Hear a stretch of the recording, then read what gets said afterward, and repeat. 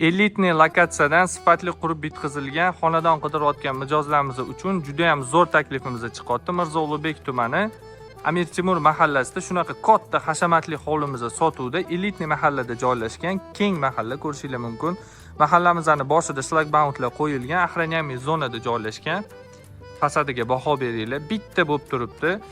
Noodatiy, hamma hovlilarga qaraganda ajrab turadigan hovli qidirayotgan mijozlarimizga tavsiya beramiz.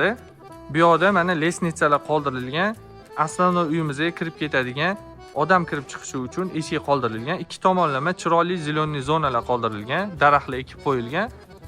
Kattagina darvozamiz.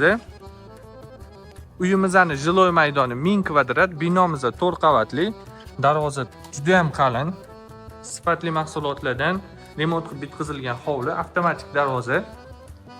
Kattagina navesli joy qoldirilgan, bemalol 3-4 ta mashinanglar olib kirib qo'ysanglar bo'ladi.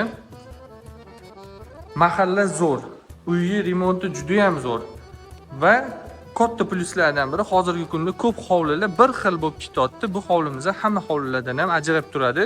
Kuvshinlik, fontanchiklar, suvlar chiqib turadi. Uyimizning orqa tomonidan fasadning vidi juda ham chiroyli chiqqan, odamning ko'ziga yoqadigan stilda. Kattagina basseyn, hozirgi issiq kunlarda maza cho'milishingiz uchun qoldirib ketilgan. Zeleniy zonaga ham отдельный mehr berilgan. Uyimizning ikkinchi qavatidan spanlidan kattagina balkon qoldirilgan. Balkonga chiqib havo almashtirishingiz uchun chiroyli yozgi oshxonamiz. Yozgi oshxonaning tagida sauna joylashgan. Qish kunlarida maza qilib foydalanasizlar. Akkuratni bo'lib turibdi. Uyimizga 3 tomonlama xod bor. Holdan kirib ketsanglar bo'ladi. Bu yerda yana bitta eshik bor. Plus ko'chadan ko'rsatgan asosiy eshik. Zeleniy zonadan qaranglar. Juda ham chiroyli chiqqan. Fontanchiklar. Sizlarga bir chetdan uyimizning ichki qismini ko'rsatib o'taman. Kirishimiz bilan o'ng qo'limizda garderob va kattagina qo'l kutib oladi. Lyustralarga отдельно baho berasizlar. Bu lyustramiz uyimizning mansardasidan birinchi etajigacha tushib turadi. Boya ko'chadan ko'rsatgan eshigimdan kirishimiz bilan o'ng qo'limizda zal joylashgan. Mehmonlar keladigan bo'lsa, uy ichki qismiga o'tmasdan shundoq mehmonxonaga kirib ketishadi.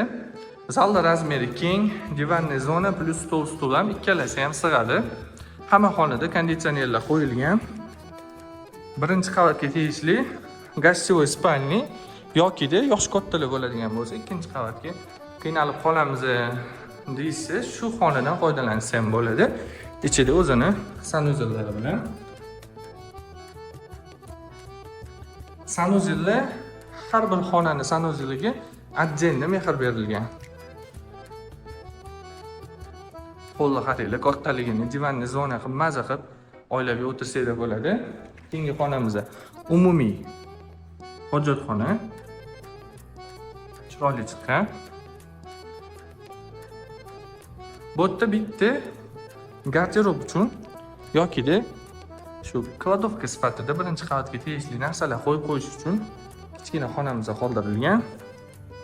Uyimizning oshxonasiga marhamat, ichida o'zini bo'sh texnikalari bilan lyustralarga juda ham mehr berishgan ekan bu xonadonda.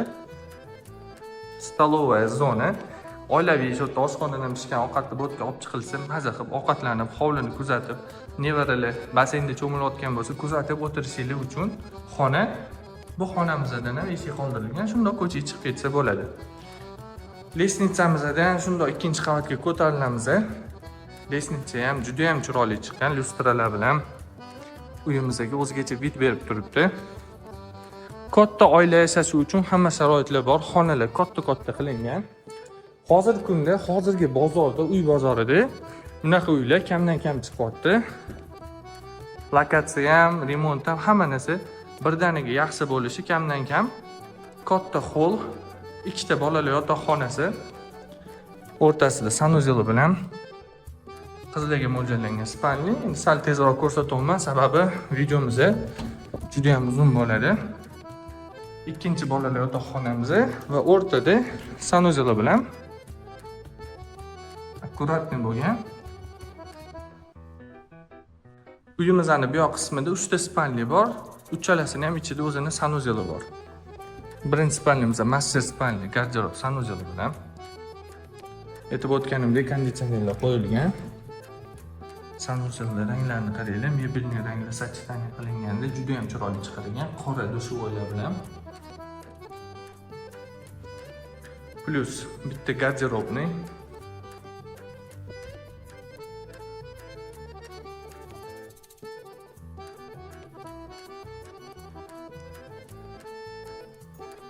Yana ikkita spalnimiz bor.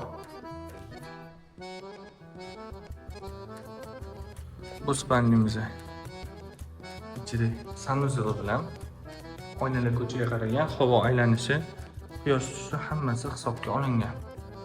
Keyingi spalnimizning juda ham katta plusi bor. Shundoq, mana bu yerdan balkonga chiqsa ham bo'ladi. Plus bu spalnimizning ichidan ham balkonga chiqib ketsa bo'ladi. Bu spalnimizning ham sanuzeli bor.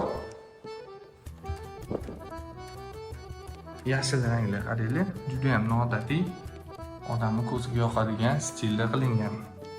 Bu yerdan mana balkonga chiqib, kofe ichib, dam olib, hovlini kuzatsanglar bo'ladi. Sizlarga uyimizning mansarda qismini ko'rsatib o'taman. Mansardaga chiqayotganimizda shunaqa atmosfera kutib oladi. Lyustrani qaranglar. Uyimizga o'zgacha vid berib turibdi. Mansardamizda splashnoy.